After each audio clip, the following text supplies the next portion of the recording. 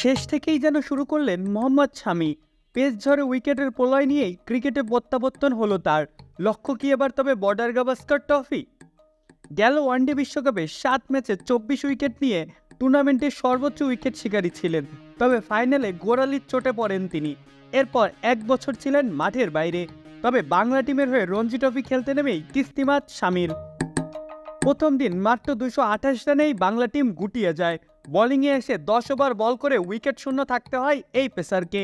তবে দ্বিতীয় দিনেই আগুন ঝরালেন তিনি। 19 ওভার বল করে 59 রান খরচায় তুলে নেন 4টি উইকেট। বাংলা দল বল করেছে মোট 59 ওভার। শামি সবচেয়ে বেশি ওভার করেছেন। বোঝাই যাচ্ছে শামি প্রস্তুত দিনভর বোলিং বা লম্বা স্পেলে বল করার জন্য। তিনি যে ফিট তা নিয়ে আর কোনো শঙ্কা নেই বললেই চলে। লেবুর সুঘ্রাণ আরো বেশি, ত্বকের যত্ন আরো বেশি, চলে আরো বেশি। আপনার পকেটে কি বিদেশি না বাংলাদেশি? গতি, সুইং, ইনসুইং, লাইন লেন্থ সব যেন শিল্পীর হাতের তুলির ছোঁয়া। 3টি বোল্ড, 1টি কট বিহাইন্ড।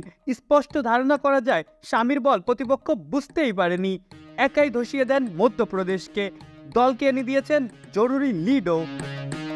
তাকে ছাড়া বেশ অনভিজ্ঞ দলই গঠন করতে হয়েছে ভারতের বর্ডার গাভাস্কার সিরিজের জন্য। অস্ট্রেলিয়ার কাছে হেরেই বিশ্বকাপের স্বপ্ন ভেঙেছিল পুরা আসর অতিমানবীয় পারফর্ম করার শামির। ইনজুরি থেকে ফিরে বর্ডার গাভাস্কার ট্রফি জিতেই কি তার শোধ নিতে চাচ্ছেন তিনি? এখন দেখা যাক শেষ অবধি 22 তারিখের আগেই অস্ট্রেলিয়ার ফ্লাইটটা ধরতে পারেন কিনা এই 34 বছর বয়সী গতিমানব।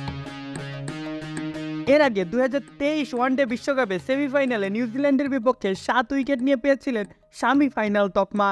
এবার ভারতীয় ক্রিকেট বোর্ড শেষ মুহূর্তে তাকে দলে বেরালে তা হবে অস্ট্রেলিয়ার জন্য শামি প্রাইজ। অস্ট্রেলিয়ার বিপক্ষে বরাবরই ফর্ম ভালো শামির। 12 টেস্টে 44 উইকেট আছে তার নামের পাশে। 5 উইকেট শিকারের গৌরবও আছে দুবার। এখন শামির ফেরার খবরে অস্ট্রেলিয়ার ক্রিকেট ভয় পেতে অবশ্যই বাধ্য। মাহফুজ আহমেদ, খেলা 71।